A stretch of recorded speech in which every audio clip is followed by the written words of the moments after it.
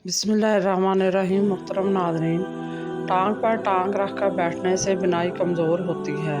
सजदा किया करो। सजदा करने से इंसान में आजिज़ी पैदा होती है और आजिज़ी अल्लाह ताला को बहुत पसंद है।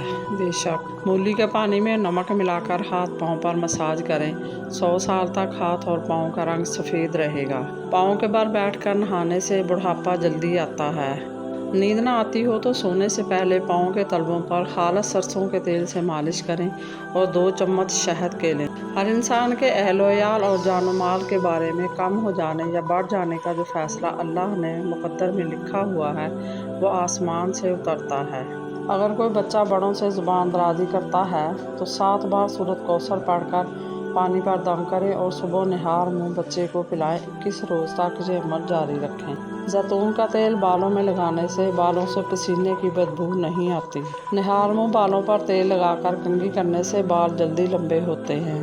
अगर आपको खारिश का मसला है तो अमरूद के पत्ते जलाकर खारिश वाली जगह पर लगाएं, खारिश ठीक हो जाएगी। अबू अली सीना से किसी ने पूछा, दिन कैसे गुजर रहे हैं? अबू अली सीना रो पड़े और कहने लगे कि गुनहगार होने के बावजूद रहमतें बरस रही हैं। समझ नहीं आता किस बात पर अल्लाह का शुक्र अदा करूं, नेमतों की कसरत पर या ऐबों की पर्दापोशी पर। दोपहर के खाने के बाद लहसुन का एक जवा खाएं, वज़न तेज़ी से कम होगा।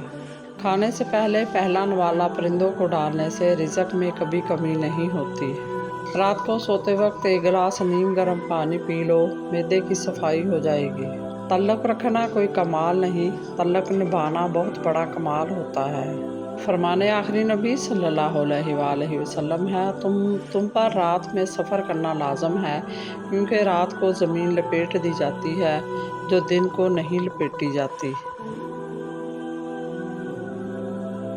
ज़ुबान को काबू में रखना बेहतरीन हिकमत अमली है।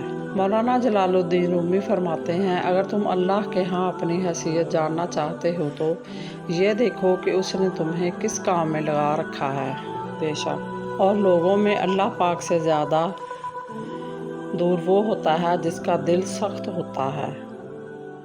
जब तुम्हारे सामने कुरान पढ़ा जाए तो इसे तवज्जो से सुना करो और खामोश रहा करो ताकि तुम पर रहम किया जाए। अपनी ज़िंदगी में 2 ऑप्शन हमेशा खुले रखें, अपनी गलती तस्लीम करना और दूसरों को माफ़ कर देना।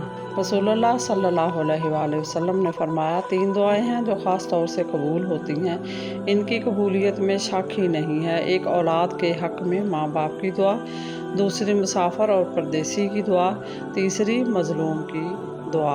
अल्लाह ताला फरमाते हैं, हर चीज़ के लिए मुझे याद करो, चाहे वह तुम्हारे हक़ में बेहतर हो या ना हो, मैं तुम्हें बेहतरीन करके अता करूँगा। सुबहान अल्लाह। अपना फ़ायदा सोचे बगैर सबसे अच्छाई करो, क्योंकि जो लोग फूल तकसीम करते हैं उनके हाथों में खुशबू ज़रूर रह जाती है। मुखलिस इंसान का सख्त लहजा बर्दाश्त किया करो, वरना मुनाफिक की आजिज़ी तुमको बर्बाद कर देगी। फरमाने आखिरी नबी सल्लल्लाहु अलैहि वसल्लम है, अल्लाह पाक के ज़िक्र के सिवा ज़्यादा गुफ्तगू ना किया करो, क्योंकि अल्लाह पाक के ज़िक्र के अलावा ज़्यादा गुफ्तगू दिल की सख्ती है और लोगों में अल्लाह पाक से ज़्यादा दूर वो होता है जिसका दिल सख्त होता है। नज़र कमज़ोर हो तो सुबह सवेरे सब्ज़ घास को 10 मिनट तक देखा करो, 1 हफ़्ते में बिनाई तेज़ हो जाएगी।